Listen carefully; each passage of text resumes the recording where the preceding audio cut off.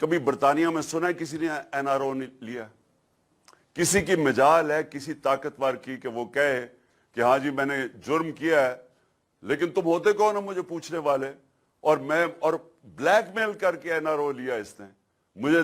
جو long marches کیوں کی تھی انہوں نے میرے خلاف، جو میرے خلاف 3 دفعہ لانگ مارچز کی تھی، کیوں کی تھی؟ این آر او لینے کے لیے۔ کیوں انہوں نے ہمیں بلیک میل کیا تھا فیٹف کے اوپر؟ این آر او لینے کے لیے کہ کسی طرح میں ان کی چوری معاف کر دوں۔ میری ساری تقریریں سن لے، پہلے دن سے میں نے کہا کہ میں ان کو این آر او نہیں دوں گا۔ کیوں نہیں دوں گا؟ کیونکہ یہ کون سے ملک کا نظام ہے انصاف کا کہ بیچارہ چھوٹا چور جیل میں چلا جائے اور بڑے بڑے ڈاکو قانون کے اوپر چلے جائیں۔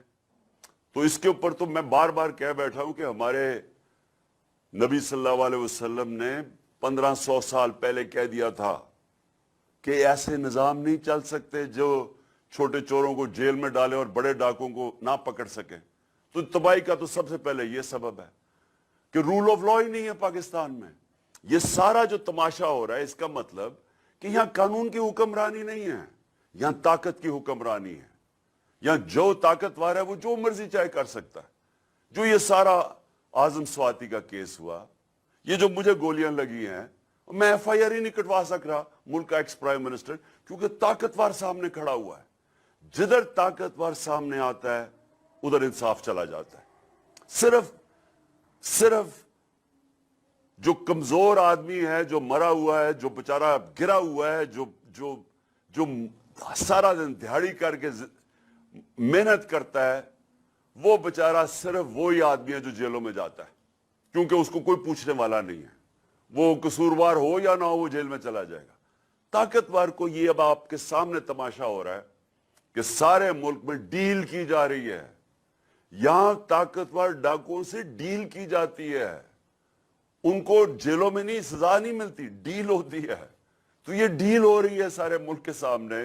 تو پہلی چیز تو میں یہ کہنا چاہتا تھا کہ کبھی بھی کوئی قوم جدھر قانون کی حکمرانی نہیں ہے وہ ترقی نہیں کر سکتی۔ آج ساری جو ڈیولپنگ ورلڈ ہے، جو غریب ملک ہیں، آپ ذرا ان کو ایک ایک ملک دیکھ لیں اور ایک ایک جگہ آپ کو ایک ہی چیز نظر آئے گی، وہاں طاقتور قانون سے اوپر ہے۔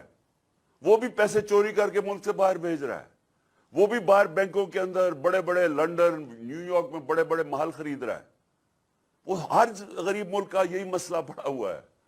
اور میرے نبی نے 1500 سال پہلے کہہ دیا تھا کہ تباہی کا سبب کیا ہوتا ہے، اور یہ ہمارے سامنے ہے۔ اور برطانیہ جو ذرا بیٹھے ہوئے ہیں، ذرا پوچھیں کہ وہ پاکستانی ہوتے ہیں، ہماری کمیونٹی بڑی تکڑی برطانیہ میں، امریکہ میں، یورپ میں ہماری تکڑی پاکستانی کمیونٹی ہے۔ پوچھیں تو صحیح ان سے کہ کیوں وہ نکلتے ہیں ہمارے لیے، کیوں وہ تحریک انصاف کو سپورٹ کر رہے ہیں؟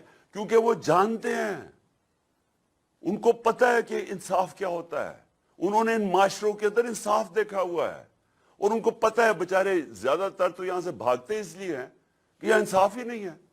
لوگ، آپ کسی کی زمین پہ قبضہ کر لیں، وہ بیچارہ ٹکرے کھاتا رہے گا اگر طاقتور سامنے کھڑا ہو گیا۔ کیوں نہیں ہے برطانیہ میں قبضہ گروپ؟ پوچھے نا برطانیہ میں کیوں نہیں قبضہ گروپ؟ کبھی کوئی تصور ہے کہ قبضہ گروپ آ سکتا ہے؟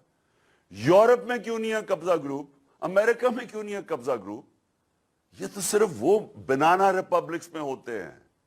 بنانا ریپبلک کا مطلب ہوتا ہے کہ جس قوم میں انصاف نہیں ہوتا، جس قوم کے اندر یہ جب طاقت کی حکمرانی یعنی جنگل کا قانون ہوتا ہے تو وہ تباہ ہو جاتے ہیں۔